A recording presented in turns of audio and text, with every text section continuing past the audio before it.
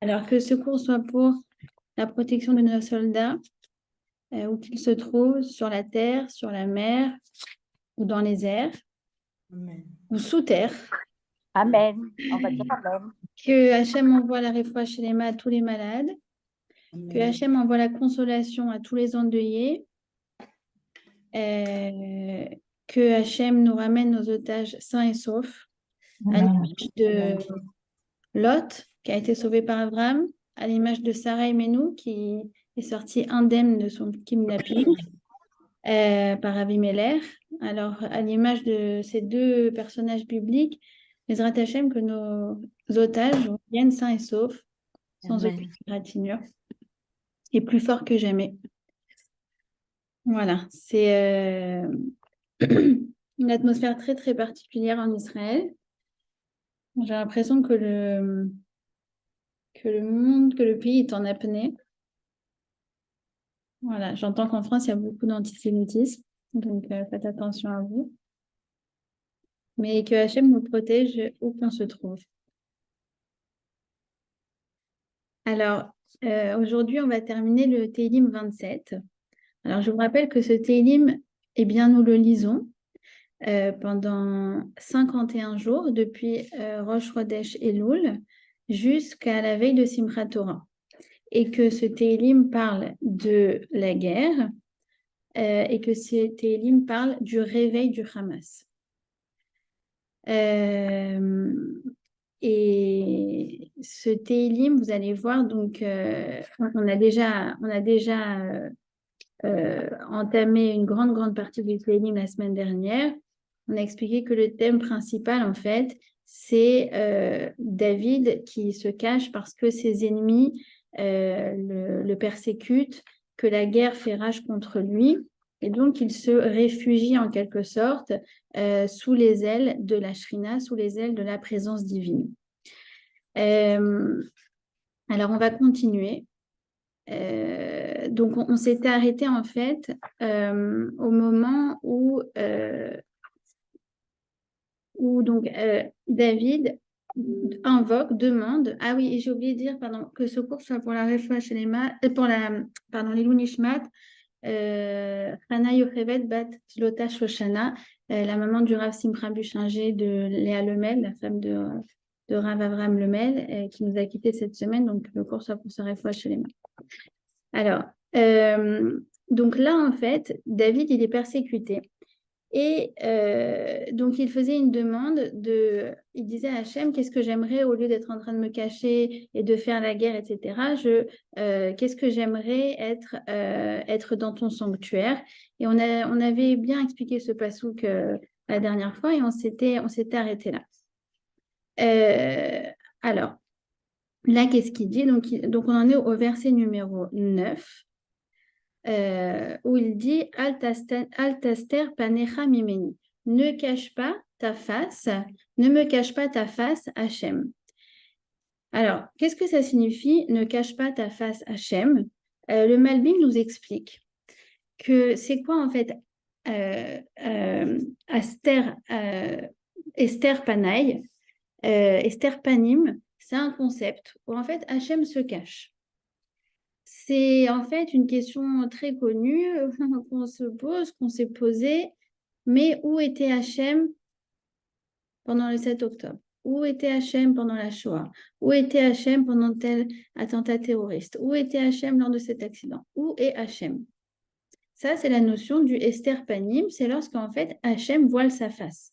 Hachem est toujours présent, mais parfois il nous fait un meilleur panim. Un meilleur panim, vous savez, c'est quand vous avez une bonne nouvelle, quand vous avez quelque chose qui s'est bien goupillé, quand vous avez senti la présence d'Hachem qui vous a arrangé pile poil, qu'on a eu ce qu'on appelle la Siata d'Ishmaïa, l'aide miraculeuse, l'aide divine. On dit Hachem, j'ai l'impression qu'il s'est dévoilé à moi, j'ai l'impression qu'il m'a parlé. Ça, c'est le meilleur panim.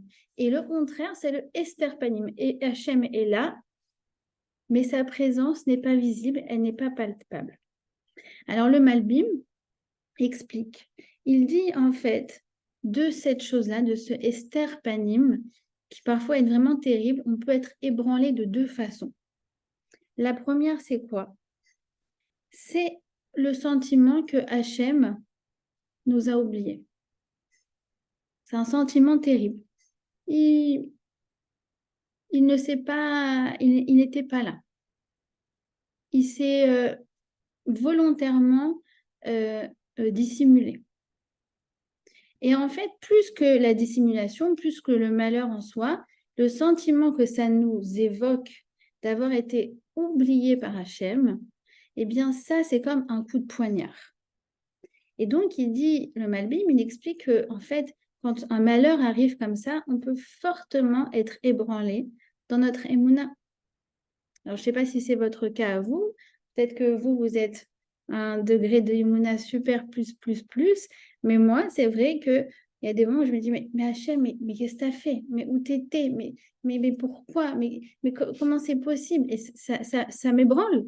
Ça m'ébranle vraiment. C'est un thème qui a été très abordé, en l'occurrence, par Elie Wiesel. Dans La Nuit, par exemple, il raconte un épisode très douloureux qui s'est passé dans les camps d'Auschwitz, où il y a un jeune homme qui était un ange qui a été exécuté devant tout le monde. Et en fait, il a utilisé cette expression qui est bien évidemment fausse, mais qui est très puissante. Il a dit, on a eu tous l'impression que Dieu était M-O-R-T. Je ne peux pas le dire, mais voilà, c'est comme ça qu'il écrit dans son livre. Et en fait, c'est ce sentiment que parfois on peut ressentir après un malheur. Cette illusion, parce que c'est pas vrai, bien sûr, mais cette illusion que Hachem nous a délaissés, qu'il nous a abandonnés. D'accord? Ça, c'est le premier sentiment. Le deuxième sentiment, nous dit le Malbim, c'est le sentiment que Hachem ne nous aime plus. Chas v'shalom. On sait que l'amour de Hachem est inconditionnel. On sait que ses voies ne sont pas toujours compréhensibles. Mais il n'empêche qu'il y a des moments où aussi on est ébranlé en se disant, mais est-ce que Hachem nous aime toujours? Est-ce que ce n'est pas une punition? Alors je le dis, je le répète.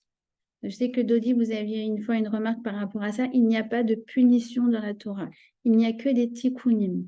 C'est-à-dire que parfois, il va, suite à un comportement que nous avons qui n'est pas souhaitable, alors il va y avoir des conséquences qui vont, entre guillemets, nous rappeler à l'ordre. Mais ce n'est pas des punitions, ça n'a jamais été des punitions, ce qu'on appelle des tikkunim. En tout cas, quoi qu'il en soit, on peut avoir le sentiment que Hachem ne nous aime plus. Et ça, en fait, il dit, le Malbim, il dit en fait, au-delà de l'épreuve en elle-même, au-delà du malheur, il y a en fait ces deux sentiments qui peuvent surgir et qui peuvent affaiblir considérablement notre émouna. Et c'est là, en vérité, qu'on est au plus bas.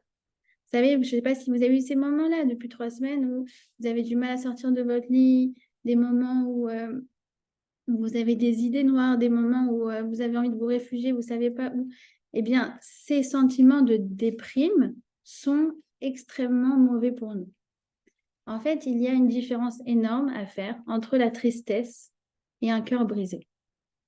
La tristesse, c'est quelque chose qui est là, qui est latent et qui s'entretient. C'est quand on regarde les nouvelles, qu'on partage les nouvelles, regarde, il y a eu ça, regarde, il va peut-être y avoir ça, regarde, on parle d'une troisième guerre mondiale, regarde le Hezbollah, ils sont 1000 fois plus armés que le Hamas, et regarde l'Iran, et regarde ce qui s'est passé, et regarde lui, il a perdu son père et sa mère et son truc et son machin. On peut entretenir la tristesse, mais c'est très mauvais. C'est très mauvais parce que cette tristesse, en fait, c'est une antithèse de notre émouna. Et donc, plus on va l'augmenter, plus en fait, c'est comme des vases communicants. Notre émouna, elle va prendre un choc. Il y a ce qui peut arriver, c'est quoi? C'est un cœur brisé.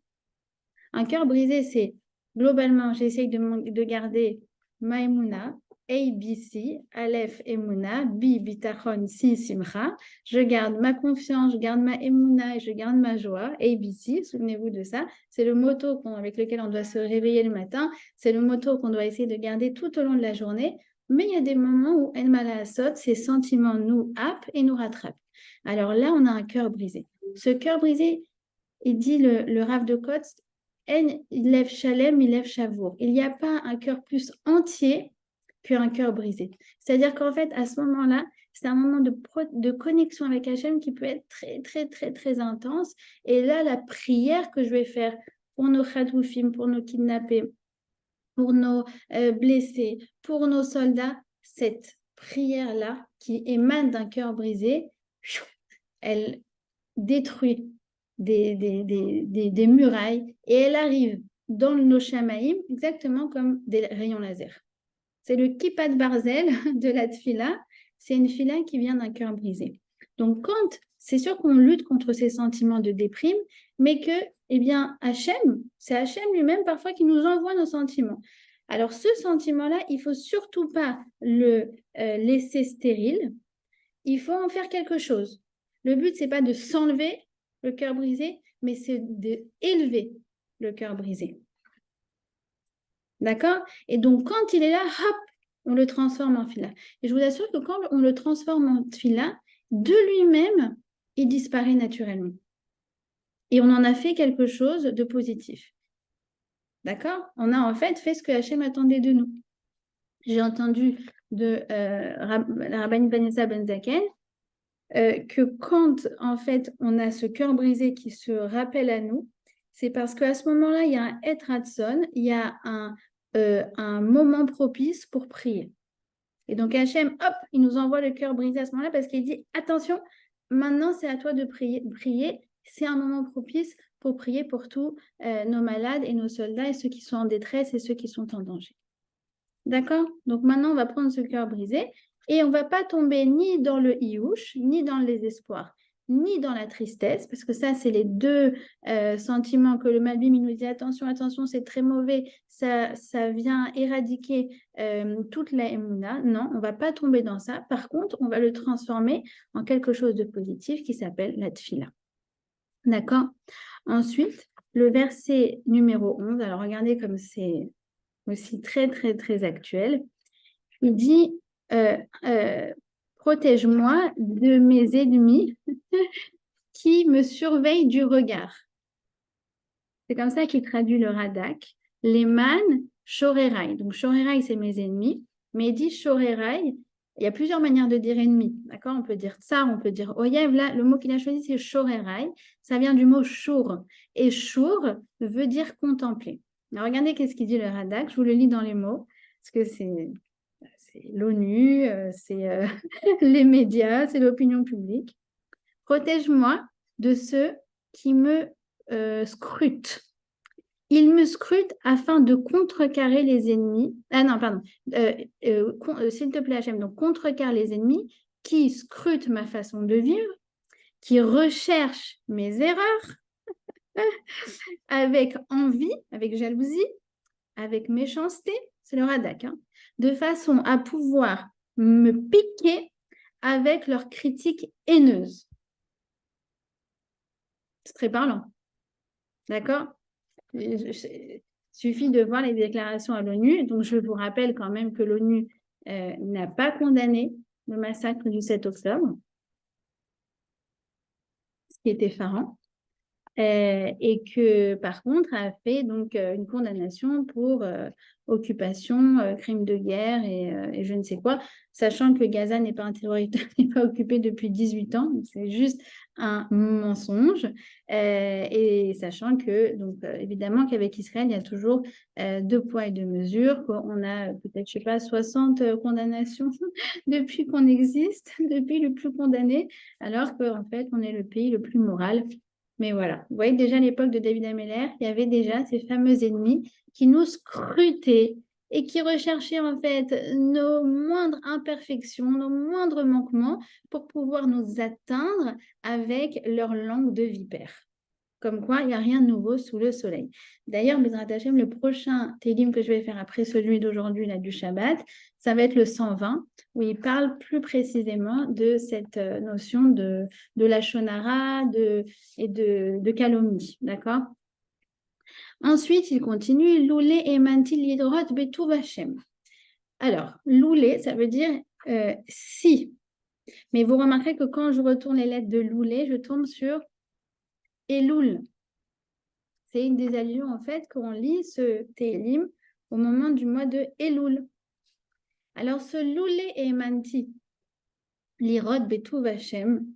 Alors, Be'eretz Hachaim, il dit comme ça, il dit, si je n'avais pas cru dans la bonté d'Hachem, dans le Eretz Hachaim, dans la terre de vie. Je vais expliquer après c'est quoi la terre de vie, mais il nous dit, David, quand on est comme ça, préoccupé, on est en temps de danger, on a une mitzvah très, très importante, c'est de croire dans le bien d'Hachem. Ça, c'est quelque chose que Rav Jacobson, il a aussi beaucoup développé dans les 2 cours que j'ai entendus de lui depuis le 7 octobre. En fait, on a une avodat Hashem. Je vous partage encore quelque chose de personnel, mais moi, parfois, je pense aux kidnappés et c'est plus fort que moi, mais je m'imagine des choses atroces qu'ils pourraient subir, Chas v'shalom. Alors, non, il faut tout de suite que je recette mon cerveau et que je pense dans la protection, je me concentre dans la protection d'Hachem, que rien ne peut leur arriver avec la protection d'Hachem. Rien, absolument rien. Qu'ils ne pourront rien leur faire parce que Hachem est avec eux. Et quand moi, je me concentre sur ces pensées-là, alors j'augmente la protection d'Hachem sur nos khatoufim, sur nos captifs. Il dit, donc il expliquait Rav Jacobson, en fait, on a c'est soit l'un, soit l'autre. Soit on est en charada. Charada, c'est quoi? C'est quand je ne contrôle plus mes pensées, quand mes pensées ne contrôlent plus mes sentiments et je me sens comme ça en roue libre. Évidemment que ça nous arrive, mais tout de suite, je dois rectifier et passer dans le mode numéro 2. Le mode numéro 2, c'est Da'at Joshev à la Regashot. C'est que ma tête, elle reprend le contrôle sur mes sentiments. Et notre avoda, c'est de nous concentrer sur la protection d'Hachem. Hachem les protège, Hachem est avec eux, et plus nous, sur le front, on va se renforcer, plus en fait, on va créer un halo de protection autour d'eux. Je vous rappelle un épisode qui a eu lieu il y a l'Orachem Akadosh, c'était il y a peut-être même pas 2 siècles, d'accord? L'Orachem Akadosh habitait donc au Maroc. Il a beaucoup voyagé, notamment à Yerushalayim. Il a écrit un journal, et puis il a écrit un pirouche il a écrit beaucoup de pirouchim, en l'occurrence sur le Chumash et sur d'autres choses. Le Rachem Akadosh avait été donc dénoncé au roi du Maroc en étant traître à la couronne. Et sa condamnation avait été d'être jeté dans la fosse au lion et donc déchiqueté par un lion. Ça a été sa condamnation. Et évidemment, et donc effectivement, c'est ce qui est arrivé. Il a été emprisonné et après on lui a dit voilà, ta sentence, c'est une sentence de mort. C'est pas n'importe comment. C'est qu'en fait, on va le jeter dans la cage au lion. Il est affamé et tu vas être déchiqueté par le lion. Qu'à cela ne tienne, ils ont donc sorti le Rachem Akadosh de prison pour le jeter dans la sentence de mort. Et qu'est-ce qu'il s'est passé? En fait, il est rentré dans la cage du lion. Le lion était féroce, le lion était affamé, mais lorsqu'il a vu le Rachem Akadosh, il s'est mis comme un toutou, comme un chat, et il s'est mis à lui lécher les jambes. Et le roi du Maroc, il a dit bon, visiblement, t'es innocent, c'est bon, les Juifs, rentre chez toi, c'est bon. Alors moi, c'est cette image sur laquelle je me raccroche. Je me dis, voilà, ils sont dans la fosse au lion. Et En Malasot, avec la protection d'Hachem, même le lion, le plus affamé, il ne peut pas toucher à un cheveu de sa victime. Et c'est ce que je me répète, en ayant la Emouna, Loulé et Emanti Lirod Betuv Hachem. En ayant la Emouna dans la bonté et la protection divine. D'accord? Ça, c'est notre avoda. Be'eretz Hachaim. Alors, le Eretz Hachaim, vous l'avez bien compris, c'est quoi la terre de vie? C'est notre terre, c'est la terre sainte. C'est Eretz HaKodesh, c'est Eretz Israël. Si je n'avais pas eu la certitude de voir la bonté d'Hachem sur la terre de vie, c'est la terre d'Hachem. Et là, je vais vous citer la chanson de Hanan Ben Ari. Vous connaissez Hanan Ben Ari, oui? Oui, vous savez, lui, il avait été expulsé du Gush Katif. Donc, il est encore... plus ébranlé que nous, enfin tout le monde, mais il a sa petite histoire personnelle. Et il a écrit une très, très, très, très belle chanson. C'est Ashir Larshir Yashan. Et à la fin, il dit Gam al sof tehom, Gam betor hagehinom, ad Gan Eden. Même dans le théum, même dans les profondeurs, les abîmes les plus profondes, même dans le Gehinnom, même dans l'enfer, tu restes le Gan Eden. Et je pense que, je ne sais pas comment vivent les gens qui vivent en France, vivent les choses. Je vois que mes parents en particulier sont très, très angoissés. Mais c'est bizarre, en Israël, bien sûr, on est préoccupé, bien sûr, on prie, bien sûr. Je vois que dans la rue, les regards ne sont pas les mêmes. Mais je me sens attachée à cette terre plus que jamais depuis 3 semaines.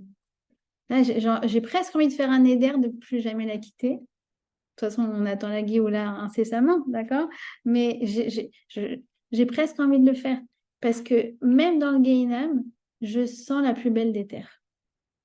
Et ça, c'est Eretz Hachaim, c'est la terre de vie, parce que c'est une terre qui nous donne vie. C'est une terre qui, je vous raconte une histoire aussi de le Rav Dessler. Vous savez que le Rav Dessler, donc, il a vécu la Seconde Guerre mondiale. Il était donc comment ça s'appelle? À Getzed, c'est un des fondateurs en fait de Getzed. Et après, il a fait son alia.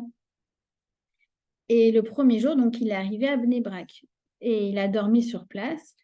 Et le lendemain, donc vous imaginez, Rav Dessler, tout le monde était impatient d'écouter ses shiurim, d'écouter ce qu'il avait à dire, etc. Et alors on lui pose la question, on lui dit, comment vous vous sentez ici en Israël? Il a dit, Pele Plaim, c'est un miracle. Alors on lui a dit pourquoi? Il a dit parce que cette nuit, j'ai eu tous les chidushim à toutes les couchiottes que j'ai depuis des années. Cette nuit en rêve, il a eu les réponses à toutes les questions, tous les dilemmes de Torah sur lesquels il butait depuis des années. En rêve, ça lui est venu. D'accord? C'est Eretz Israël, Eretz Markima. C'est une terre qui ouvre l'esprit, c'est une terre qui ouvre la spiritualité, qui ouvre la émouna, bien sûr que c'est une terre qui s'acquiert de manière difficile. Eretz Israël Neknet Beisourin, elle s'acquiert dans la difficulté, mais elle a beau être dure comme les pics du sabra, du cactus, on s'y sent comme dans un refuge. Voilà, c'est vraiment ça, Etz Hachaim. D'accord? Même quand c'est le Gehinnom, ça reste le Gan Eden. Voilà. Et enfin, donc le dernier passouk, c'est un passouk assez connu que parfois, je vous ai dit, il y a des passouks qu'on répète en mantra. C'est très, très conseillé de faire ça, surtout en ce moment. Celui-là peut en faire partie. Kave el Hashem chazak veyahametz libra vekave el Hashem. Ça veut dire quoi? Espère en Hachem, raffermis ton cœur et espère en Hachem. Alors pourquoi on répète? Pourquoi on répète espère en Hachem, raffermis ton cœur et espère en Hachem? Normalement, on devrait dire espère en Hachem, raffermis ton cœur ou l'inverse, mais pourquoi on dit espère? On passe à autre chose, après on redit espère. Alors, la réponse se trouve dans le Talmud Brachot. On nous dit comme ça, on dit on espère en Hachem, on espère tout en Hachem en ce moment. Qui n'espère pas en Hachem? Je vous ai dit en plus, c'est notre avoda du moment, on doit espérer en Hachem. On espère en Hachem et on raffermit notre cœur, c'est notre avoda du moment aussi. On sent que parfois notre cœur il est fond, parfois notre cœur il est faible, parfois notre cœur il est fatigué, mais on le raffermit par la Emouna, par la Tfila, on se renforce dans les mitzvot, etc. Et de nouveau, espère en Hachem. Alors, le Talmud nous explique qu'en fait, parfois, eh ben, on prie, et on espère, et on espère, et on espère. Et on fait tout ce qu'il y a à faire. Et finalement, on a l'impression que ça ne sert à rien. On ne voit pas de résultat, en tout cas pas de résultat immédiat de nos prières, de nos efforts, de notre renforcement dans la Torah et dans les mitzvot. Et c'est là qu'intervient le deuxième VKV el Hachem et espère en Hachem. Ça veut dire, il dit comme ça, Rabbi Chama bar Hanania dit, si on prie et qu'on n'est pas exaucé, qu'est-ce qu'on doit faire? On doit prier de nouveau. Il faut se raffermir dans le pouvoir de notre tefila. Alors, il y aurait beaucoup, beaucoup de choses à dire sur ce passouk, bien évidemment. Je vais dire deux choses. La première, c'est que même si on ne voit jamais les résultats immédiats et visibles d'une fila, eh bien, ces résultats existent et ils sont tangibles, même s'ils ne vont pas forcément dans la direction qu'on voudrait. On voit par exemple que lorsque Sarah a été exaucée et qu'elle a eu Yitzhak, d'accord, c'est la paracha de cette semaine, eh bien, toutes les femmes stériles de Eretz Israël, de la région d'ailleurs de Mésopotamie, toutes les femmes stériles, elles aussi, elles ont enfanté. Pourquoi? Parce qu'en fait, quand on nous envoie de là-haut, après une tefila, on nous envoie des ondes de bracha, en fait, ces ondes-là, elles vont partout. D'accord? Donc, quand on prie pour la réfoua chez les mains de quelqu'un, quand bien même visiblement on a l'impression que ça n'a pas marché, d'abord, c'est pas vrai. Parce que, même si cette personne, elle quitte ce monde avec toutes les prières qu'on a prononcées pour elle.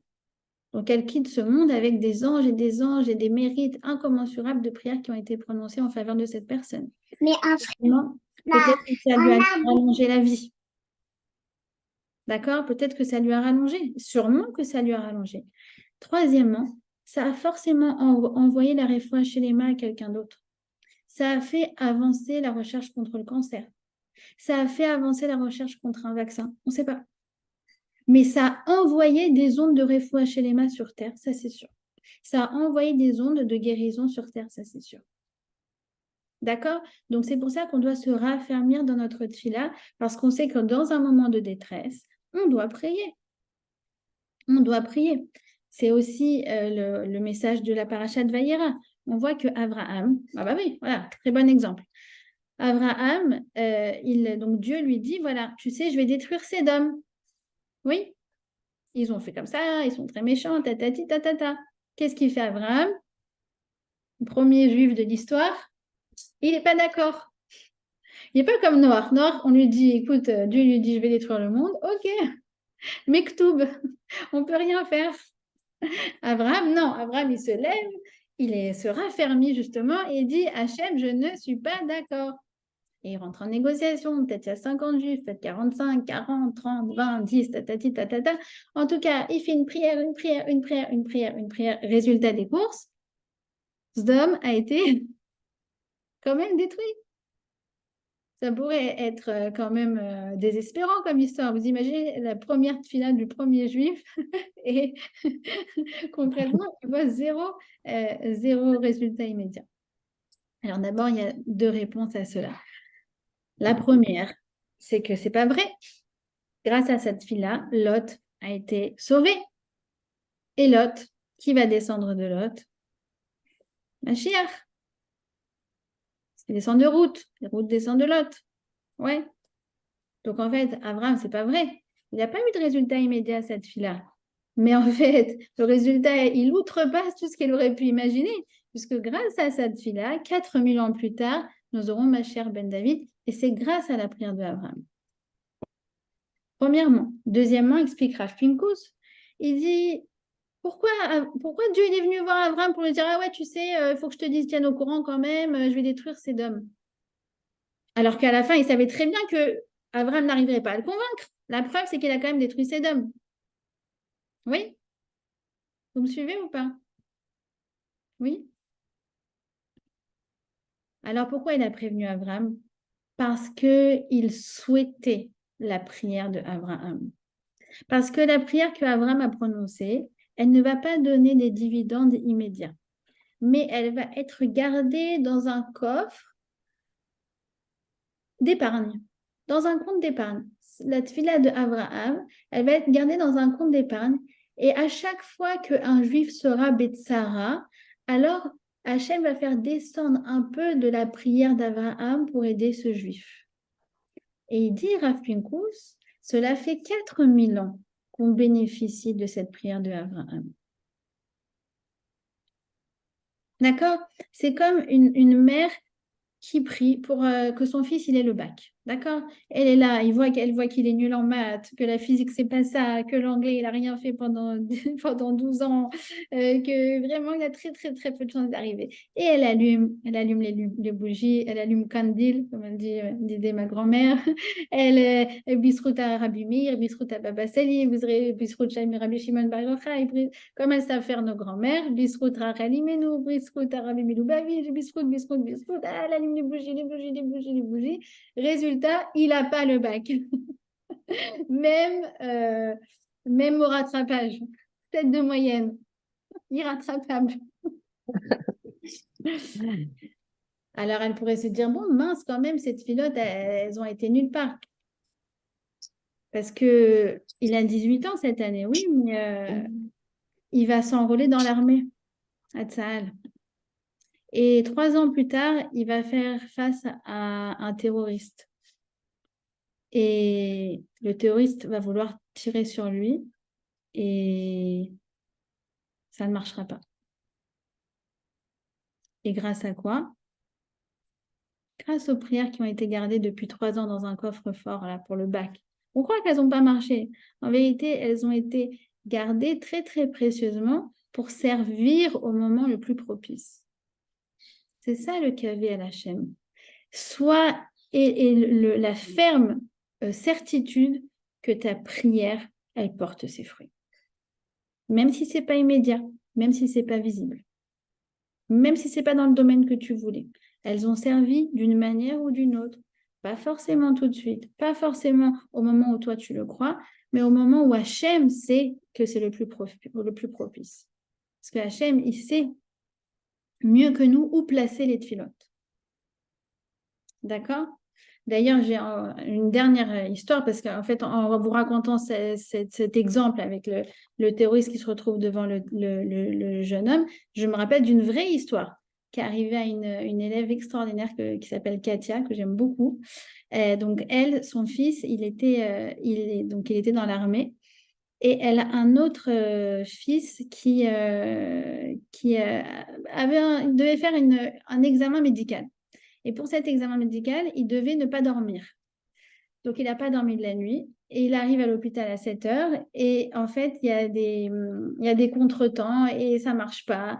Et il veut pour s'endormir. Elle lui dit non, il ne faut surtout pas s'endormir et tout, c'est pas maintenant. Et elle prie, et elle prie, et elle prie, et elle prie. Elle dit mais je t'en prie, Hachem, fais qu'il se passe ça. Je crois il devait s'endormir à l'hôpital, voilà, mais il n'y arrive pas. C'est ça l'histoire. Et elle prie Hachem, je t'en prie, fais qu'il s'endorme, fais qu'il s'endorme. Elle passe comme ça 2 heures sur son lit de Télim. Finalement, on ne sait pas pourquoi, il n'arrive pas à dormir et ils disent on ne peut pas faire l'examen ce matin. Histoire vraie, hein, on me l'a raconté. Qu'est-ce qui s'est passé pendant ces 2 heures-là? Son fils, il était dans une unité, dans un commando, et en fait, il s'est retrouvé face à un terroriste, et le terroriste a essayé de tirer sur lui, il n'a pas réussi. Donc, qu'est-ce qu'il a fait, Hachem? Il l'a mise dans une situation où elle était en train de prier pour celui qui devait s'endormir à l'hôpital, j'en fiche complètement, mais elle était là acceptée pendant 2 heures. Mais en vérité, ces prières, elles ont servi pour aider son autre fils qui était réellement en danger à quelques centaines de kilomètres de là. D'accord? Qu'avait El Hachem. Qu'avait El Hachem. Et je terminerai sur une dernière histoire, après on va passer au Tehillim suivant. C'est que nous, les Juifs, on a cette persistance. On a vraiment cette persistance à prier, à ne pas se laisser décourager. En l'occurrence, donc, le roi Salomon, lorsqu'il a construit le Beth Amikdash, il a fait une demande à Hachem. Il a dit, s'il te plaît, lorsque les non-juifs viendront prier, exauce-les immédiatement. Pourquoi? Parce que le roi Salomon, il dit, moi, je veux faire du kiddush à Hachem. Et je sais que les juifs, les non-juifs, s'ils viennent et qu'ils font la prière et qu'ils ne sont pas réalisés, ils vont commencer à dire, voilà, le Beth Amikdash, ça ne sert à rien, etc. Ils vont commencer à mépriser Hachem et mépriser le Beth Amikdash. Donc, je veux qu'il soit exaucé immédiatement dans ce qu'il demande. Et les Juifs, alors, ils disent, ah, mais les Juifs, de toute façon, je sais que quoi qu'il en soit, même si Hachem ne leur répond pas immédiatement, ils ne désespéreront jamais. D'accord? C'est deux catégories. Il y en a, veulent le résultat immédiat, sinon ils disent que ça ne sert à rien. Et il y en a, comme nous, quoi qu'il en soit, on a cette émouna que ça a servi à quelque chose. Et alors, c'est sur ça que je voulais vous raconter une dernière petite histoire. C'est une histoire qui est arrivée à un ami de mon mari que vous connaissez peut-être, qui s'appelle Jérémy Bérébi. Jérémy Bérébi avait investi dans une entreprise qui s'appelle Zlio, je crois, et qu'il avait monté avec un associé non juif et qui avait le vent en poupe, qui commençait à très très bien marcher. C'était il y a 15 ans et ça permettait aux gens de vendre, de faire des boutiques en ligne. C'était très très révolutionnaire à l'époque. Euh, Maintenant, ça paraît facile, mais en fait, c'était la première plateforme qui proposait ça. Ça avait tellement le vent en poupe que Google a fait une offre d'achat. Une offre d'achat de, je sais pas, plusieurs millions de dollars que eux ont décidé de refuser. Ils ont dit non, notre produit, on sait, il vaut beaucoup plus que ce que Google nous propose. Et donc, ils ont refusé l'offre de Google.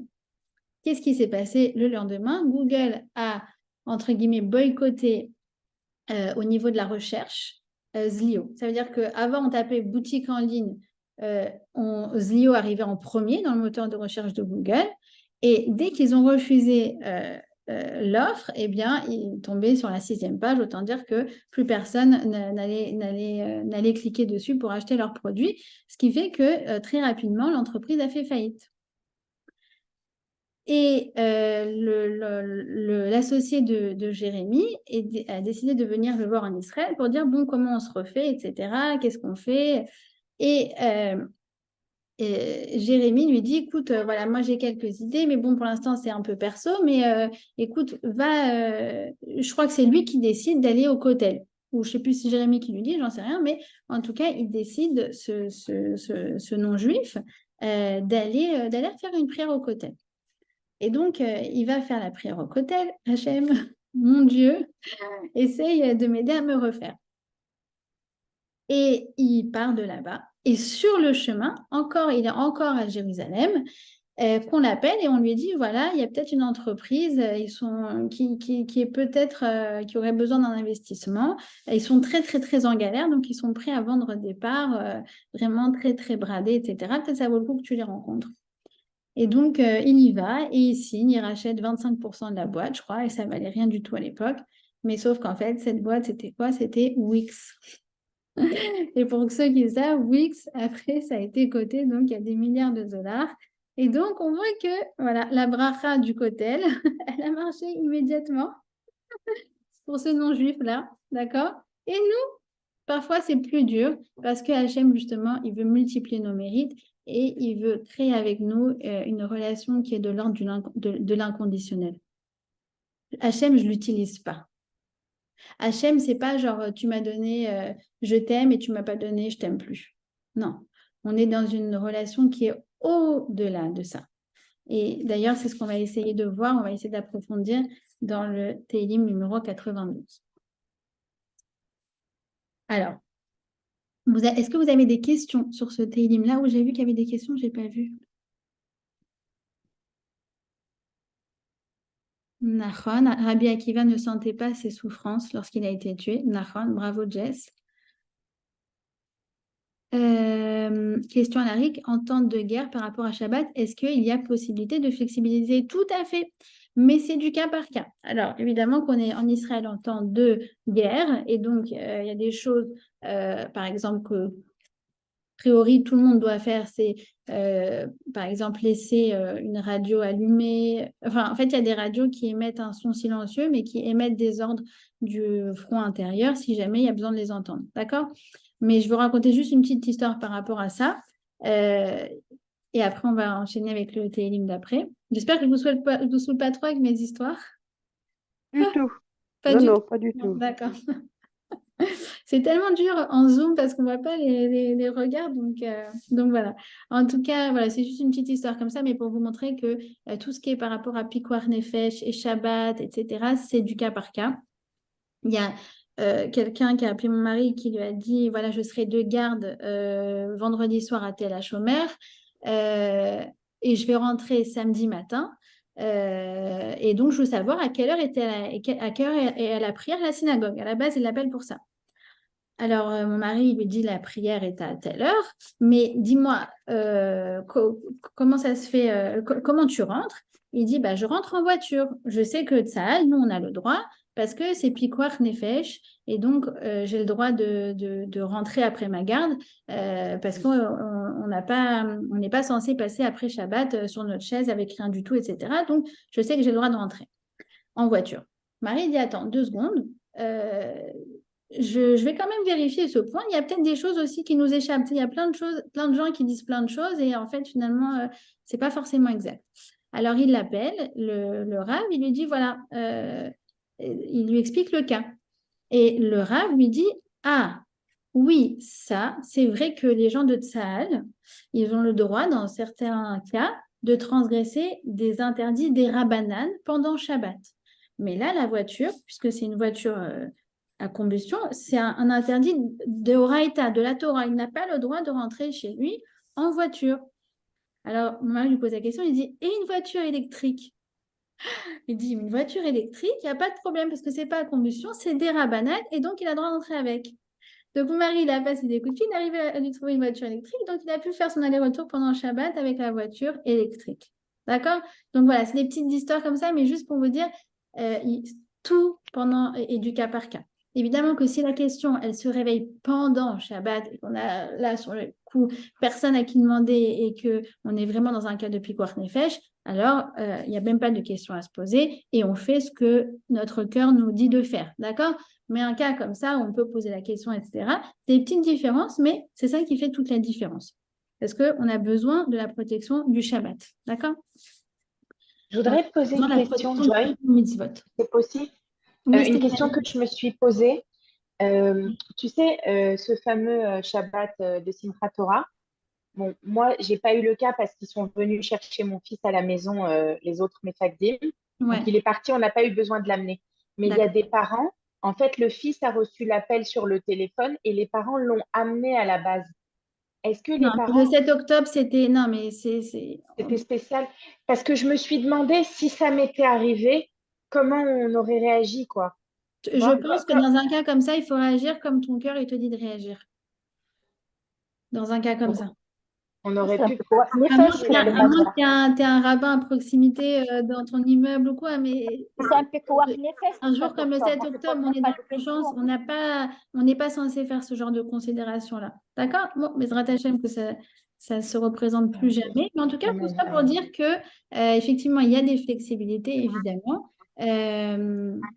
Le discours du Premier ministre Shabbat, je ne sais pas, mais voilà.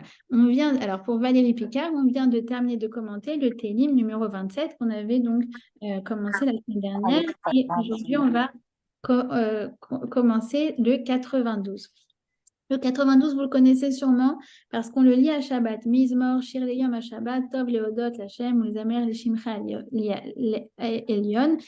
Comme il est bon de remercier Hachem, de chanter son nom.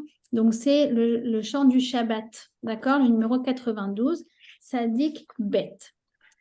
Alors, donc ce Télim qu'on lit le vendredi soir, qu'on lit aussi le samedi matin, c'est un Télim en l'honneur du Shabbat. Alors, il y a 2 versions. Qui c'est qui l'a écrit? Alors, qui c'est qui l'a écrit? C'est soit Adam Arishon, soit Moshe Rabbeinu. Alors, quand on dit soit, ça ne se contredit pas forcément. Il se peut que les deux l'aient écrit, c'est-à-dire que les deux aient reçu la même inspiration divine. D'accord? Et qu'ils ont les deux écrit le même texte inspiré par Hachem. Dans quel contexte Adam l'aurait écrit? Alors non, d'abord je vais commencer par Moshe. Dans quel contexte Moshe l'a écrit? Alors, Moshe, en fait, il a écrit 11 Télim et chacun est attribué à une tribu. Le Télim 90 au numéro 100, donc il y en a 11, eh bien, ils sont pour les tribus. Alors, vous allez me dire pourquoi 11 et pas 12? parce que vous savez que Shimon, la tribu de Shimon, a perdu sa bracha, et ben, elle a aussi perdu, aussi pas le télim de Moshe. Moshe, il a été très, très, très dur avec la tribu de Shimon. D'accord? En tout cas, quoi qu'il en soit, on voit que, par exemple, le 90, c'est quoi? C'est pour quelle tribu? C'est pour la tribu de Ruben, de Réhouven, parce que ça parle de la Teshuvah. D'accord? Le Télim 91, ça parle de la tribu, ça s'adresse à la tribu de Lévi. Ça parle du Mishkan, donc du travail des Lévi'im, Avodat Kodesh des Lévi'im. Je voudrais te poser une question, Joy, s'il te plaît, avant que tu avances. Justement, là, par exemple, tu dis le 90, c'est pour la tchouva. Ouais. D'accord? Alors, comme tu vois, et il y a écrit là, pour échapper à un lion. Ah non, ça c'est des trucs. Alors, bonne question. Je ne sais pas qui a écrit pour quand on a mal à l'œil droit, mal à l'œil gauche. Ça a sûrement des mécorotes, mais je ne sais pas c'est qui a écrit. Et ça a sûrement toute sa valeur, bien évidemment. Mais ça ne vient pas contredire en fait ce qu'on est en train d'expliquer. D'accord? D'accord. Et où est-ce que tu... Comme dans toutes les choses, vous avez toujours en fait différents prismes pour analyser les facettes Et, de la et, Torah. et j'ai remarqué que là, par exemple, en temps de guerre, les rabbinim, les numéros qu'ils ont demandé de lire, ça n'a rien à voir avec ce qui a écrit en haut, mais en fait, quand tu lis le Teilim, tu vois bien que c'est cache-pour, à la Non, guerre, etc. non. Comment tu fais, par exemple, quand tu veux lire des Teilim, je sais pas, pour la réfoua de quelqu'un, etc., pour savoir, là, par exemple, tu nous dis le 90, c'est pour la tchouva. Comment tu fais pour savoir ça? Où est-ce que tu trouves ça? Le... Il y a tellement, tellement, tellement de... il y a mille et une façons de lire les Télim. Moi, ce que j'ai entendu, donc... Alors, il y a par exemple le Rav Zamir Cohen, il a dit de lire tous les Télim où il y a écrit Hamas. Il y en a une dizaine. Le Rav Yaakovson, il a donné de ses maîtres à lui ceux qui sont à lire en temps de détresse, qui sont, comme je vous ai dit, le 130, 142 et 91. Le Yenuka, il en a donné encore d'autres. D'accord? Donc, déjà, il ne faut pas aller dans tous les sens. Il faut choisir un rave et aller dans ce sens-là. Il y a aussi ceux qui lisent, moi c'est ce que je fais, tout le livre de Télim en une semaine, jour 1, jour 2, jour 3, c'est divisé comme ça. On peut lire le livre de Télim sur un mois, premier du mois, deuxième du mois, troisième du mois, etc. Il y a mille et une façons. Je sais que quand le père de ma belle-sœur était malade, donc son frère, le Rav Usan, le Rav Eliaou Usan, il avait dit qu'il fallait lire pour une réfoua chez les mains, prendre tous les lettres du nom de la personne. Par exemple, moi je m'appelle Simcha, donc sa mère, Mem, Chet et He, par exemple. Bat, encore Bet et Tav, et encore le nom de la mère. Et de prendre le Télim 119 et de lire tous les... Vous savez, à chaque fois, donc le 119, il y a 8 versets pour chaque lettre. Donc, de lire à chaque fois et dans le sens du nom de la personne, les 8 versets pour chaque lettre. Mais il y a sûrement Oui, encore d'autres prismes. alors ça, je sais ce que Pardon, tu as dit, euh, mais si par exemple, euh, là, par exemple, bon, on est en temps de guerre, alors les rabbinim, ils ont dit, mais quelqu'un, par exemple, pour lui personnellement, il veut trouver des télim pour que sa fille trouve un bon zivoug, ou pour la réfoua de quelqu'un, comment il fait pour trouver? De la même façon que là, tu viens de dire, le 90, c'est pour la tchouva, d'où est-ce que tu trouves ça quand tu veux rechercher toi-même? À part ce que tu as dit, là, les misparim, ça je sais, Il et faut, il les faut lettres, demander. Il faut demander. il faut toujours demander à un rave. Ouais, il faut demander. pardon, en plus de ça, il y a en début du livre de Thélim, bonjour tout le monde, en début du livre de Thélim, il y a une table des matières. Et donc, on a... Il y a ça aussi, effectivement, il y a ouais, ça aussi quand on a peur la nuit, etc. Il y a vraiment mille et une façons. C'est comme la question que vous m'avez posée par rapport à Shabbat. Là aussi, c'est du cas par cas. Quelqu'un qui veut les e pour sa fille, alors c'est bien qu'elle demande à son rave quels télim sont bien. D'accord? Et je dois juste dire qu'en fait, il y a des livres où, en fait, en index, tu as tout simplement en fait, la liste de tous les Teilim. Pourquoi? En fait, il faut juste acheter les livres où tu as Nahon, où c'est tu ce dont elle l'index parlait. qui Voilà, c'est t'indique. ce dont elle parlait, Stéphanie. Effectivement, effectivement.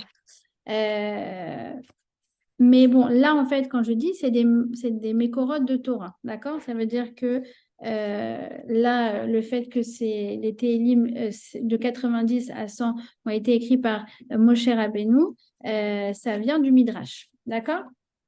Et Joy, excuse-moi, est-ce qu'on pourra juste avoir tu sais, tu disais le Yenouka, Rav Yakovson, est-ce que tu pourras nous écrire après le cours les préconisations qu'ont donné tous les Ouais, rabbins? je l'avais dit au premier cours. Donc, Rav Yakovson, je te répète, c'est 91, 130 et 142. Alors, Yenouka, attends, je les note ou je les note ou toi, attends, je vais les noter. et le Yenouka, il a dit. Yenouka, c'est 37, Ah, 83 et 144. bravo. 37, pardon? 37, 83, 144. Et quand on les lit, c'est vraiment la situation d'aujourd'hui. Hein, vraiment, c'est incroyable. Ok. Et il y avait un autre, non? Tu m'as pas dit, non? Rav Zamir Cohen, il a dit de lire tous ceux avec écrit Hamas dedans, mais j'ai pas la liste. J'ai pas la liste. Ok, merci beaucoup. Attends, tu peux répéter, excuse-moi. 91, 130, 142 et 37, 84, 144? Non, Attends, 37. De 37, 83, 144. Ça, c'est le Yenouka. Et si quelqu'un arrive à me trouver ceux de Rav Zamir Cohen, mais Rav Zamir Cohen, c'est tous les ceux avec écrit Hamas dedans, donc il y en a bien une bonne dizaine, une bonne douzaine. Après, alors, je vous donne encore d'autres manières de lire les Télim. Comme je vous ai dit, vous pouvez terminer un Sefer Télim en un mois. Ça aussi, c'est dans tous les livres de Télim. Vous avez pour le premier du mois, le deuxième du mois, etc., jusqu'au 30 du mois. Comme ça, au bout de 30 jours, vous avez terminé le Sefer de Télim. Une autre façon, c'est de lire les Yom Rishon, Yom Sheni, Yom Shishi pour dimanche, lundi, mardi, mercredi, jusqu'à Shabbat. Et à Shabbat, vous avez terminé de lire tout le Télim. Il y a une autre astuce qui est très bien aussi, enfin, très bien, en fait, c'est que le livre de Télim, il est divisé en 5, comme le Chumash, comme le Pentateuch. On a les 5 livres, Bereshit, Shemot, Vaikra, Bamidbar et Devarim. D'accord? On a les 5 livres de la Torah. De même, on a 5 livres de Télim. Et ils sont en parallèle l'un avec l'autre. D'accord? Maintenant, il y a une supplique qui est très, très belle qu'on dit quand on a terminé un de ces Sefer Télim, un de ces 5 Sefer Télim. D'accord? Et dans cette supplique, il y a écrit, alors que ça protège ceux qui sont en détresse, que ça envoie la réfoua chez les mains, c'est très, très, très, c'est une belle prière qui est très, très méphorate, quoi, très détaillée, et qu'on peut lire que si on a terminé un de ces 5 Sefer Télim. Alors, je vous donne une astuce, c'est que le livre numéro 4, il est très petit. Il est très petit, c'est le plus petit. Et en plus de ça, c'est celui qui comporte tous les télim du Shabbat. Donc déjà, il y en a 10, celles qui vont à la prière le vendredi soir. Déjà, les 10, elles les connaissent par cœur. Donc ce livre 4, moi j'avais déjà entendu d'un rab justement qui disait, pour pouvoir dire cette supplique à la fin qui est très très très puissante, il faut avoir terminé un de ces 5 Sefer Télim. Alors le numéro 4, il est très court. Et en plus, il est très connu, donc ça marche de manière très, très efficace. Voilà. Merci. Donc, on va, voilà, il reste les télim du Rav Zamir, je les ai. Alors, vous pouvez les mettre dans le chat. Alors, je ne sais pas trop utiliser le chat dans ce Voilà, truc. alors, le 7, on dirait le numéro complémentaire, le loto. Je vous les ai mis. Le 7, le 10, le 18, le 25. Attends 2 secondes. Attendez, je vais désactiver tous les micros. Alors, bon, je crois que je vais laisser tomber le 92 et je vais répondre à vos questions sur les télim. On commencera la semaine prochaine. Le 7, le 10, le 18, le 25. Joy, s'il te plaît, dis juste. Alors, je vais le mettre aussi dans le WhatsApp, comme ça. Le 7, le 10, le 18, le 25, le 27, le 35, le 55, 58, 73, 74 et 140. Voilà, c'est tous les télim où il y a écrit Hamas dedans. Voilà. Alors ensuite, il y a deux questions. Donc la première, c'est quoi la supplique? Normalement, tous les livres de Télim, à la fin, vous avez une supplique. Yehi ratzon milefanecha, Hashem Elokeinu velo avotenu. Donc on demande à Hashem que, en échange du livre qu'on a lu, alors soit le livre Rishon, Sheni, Shlishi, Revi ou Chameshi, le premier, deuxième, troisième, quatrième ou cinquième, chez Keneged, qui est en relation avec un des 5 livres de la Torah, Bereshit, Shemot, Veikra, Bamidbar, Devarim. Donc, en l'occurrence, si vous lisez le 4e livre, Bisrout Sefer Revi'i, Keneged Sefer Bamidbar. Alors, vous avez une supplique comme ça de 2 pages, même pas une page, où en fait on demande beaucoup de choses en vertu de ce livre qu'on a terminé. D'accord? Alors moi, par exemple, quand je termine le livre de Télim, donc ça fait 2 semaines, d'accord, mais tous les Shabbats, puisque c'est ce que je me suis fixé, et donc moi je lis à la fin de la supplique pour tous les livres, d'accord, le Shabbat, pour tout le Télim que j'ai lu la semaine, donc Bisrout Sefer Télim chez Karati, Kol à Sefer Télim chez Anikarati, d'accord. Ensuite, ah bah vous l'avez, d'accord, super, merci Andrea. Génial, bah écoute, je me le... Ok, je vais l'envoyer aussi Blinéder sur le chat. Donc, vous avez, Andrea, elle vous a mis cette supplique en français. Il y a le Tikkun Klali aussi Bien sûr, merci. Il y a le Tikkun Klali. Il y en a qui ont montré que la somme des chiffres justement du Tikkun à Klali, ça fait la gématria de Kippat Barzel. C'est très joli. Voilà. Ensuite, il y a une autre question très importante. Je ne comprends pas quand vous parlez des 5 Sefer Télim. Le livre des Télim est divisé en 5 parties. Et chacun, en fait, il a un pouvoir en lui-même. Il a une shlemut. D'accord? Donc, quand on lit un de ces 5 Sefer Télim, ça a une valeur. Et comme je vous ai dit, donc le 4e, c'est le plus court. Et quelqu'un m'a dit, est-ce que c'est un problème si on lit en français? Alors, j'aimerais quand même répondre à cette question parce qu'elle me paraît très, très importante. Alors, je vais répondre après aux autres questions. Bon, quand on prie, alors pour celles qui ne savent pas lire en hébreu, moi, personnellement, celles qui ne savent pas lire en hébreu, je leur recommande fortement, par exemple pour la Hamida, de commencer en français et au fur et à mesure, chaque semaine, de rajouter un paragraphe en hébreu. Moi, personnellement, je n'ai pas été à l'école juive, donc j'ai appris l'hébreu assez tard pour ma bat mitzvah. Du coup, je lisais très lentement. Et donc, quand j'ai commencé mes Hamidot, mes premières Hamidot, je les lisais en français. Et en fait, en 2 mois, j'avais intégré à chaque fois un nouveau paragraphe. Et Baruch Hashem, ça fait que la Hamida, finalement, très vite, je comprenais le sens de ce que je disais, même si je ne parlais pas l'hébreu à l'époque. De fait d'avoir fait ça, finalement, ça a été entre guillemets ma chance. Ça, Oui, je faisais pareil, moi aussi. J'ai commencé comme ça à prier un paragraphe en hébreu, le reste en voilà. français. Et bien, c'est Là, génial. dans le cadre des Parce Télim, que c'est la langue on est un du... peu pressé. Voilà. Par contre, il y a quelque chose de différent dès lors qu'il s'agit du Tanakh. D'accord? On a déjà expliqué que les livres de Télim, comme les Megillot, comme le Eshet Raïl qui vient du Michelet, tout ce qu'on a étudié dans les Zooms du dimanche matin, ça vient du Tanakh. Et le Tanakh, c'est la parole d'Hachem elle-même.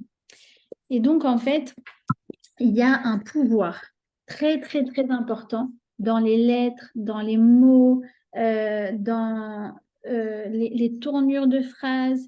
Et donc, en fait, il vaut mieux lire en hébreu parce que les lettres, leur ordonnance, c'est un peu comme des messages secrets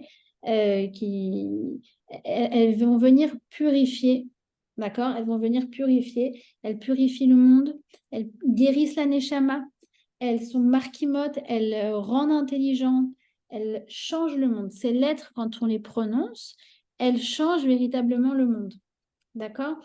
Donc, du coup, celles qui ne savent pas lire en hébreu, il vaut mieux lire en phonétique. D'accord? Qu'en français. En français, on perd vraiment complètement du pouvoir des otiotes, d'accord, et de leur agencement.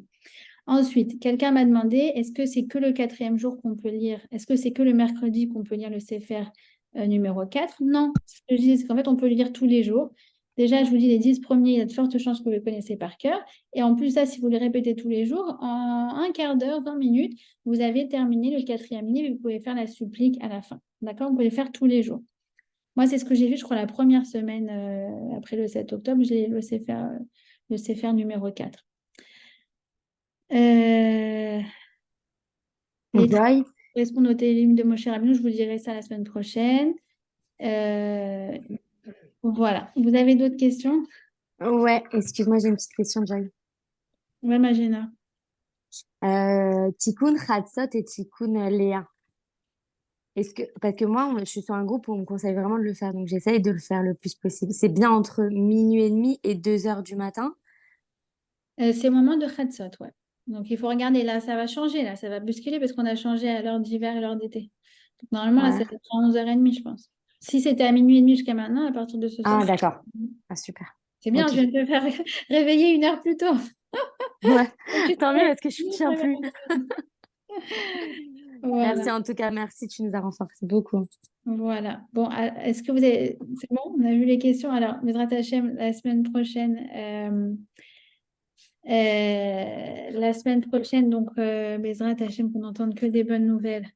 Et que nos enfants soient Amen. à l'école. Amen. Non, c'est compliqué. Celles qui sont intéressées de livres des CFR entiers, il y a des chaînes de Télim, Ah oui, j'en ai oui, oui. envoyé une à Joy. Et en fait, chacun prend 1, 2 Télim dans la journée et nous, on finit 2, 3 CFR par jour. Et comme ça, au moins, ça permet aux femmes qui lisent plus lentement de pouvoir prendre quelques Télim et qu'on le finisse tout ensemble. Renvoie. C'est toi qui l'as envoyé? Non, c'est la femme de Jonathan qui m'a envoyé. Bah, je te l'ai renvoyé Renvoie-moi là à tout de mon suite. numéro, oui. Et Renvoie. voilà. Ouais. Et merci beaucoup, Joy. Des bonnes Merci nouvelles de Bezrat Hachem. Et donc, Et j'ai une question, mais je vais peut-être pas embêter tout le monde. Limite, alors, je te la pose en off. Bye. allez, ça marche. Des bonnes nouvelles, Shavuotov, qu'on entend des bonnes Merci. Merci. Amen. Protège nos soldats, protège nos khatouches. Amen. Que comme à l'image de Rachim Akadosh, que le lion n'a pas pu attaquer, alors que Bezrat Hachem, personne, aucun de nos ennemis ne puisse nous attaquer. Amen, ve amen. Amen. Amen. Amen.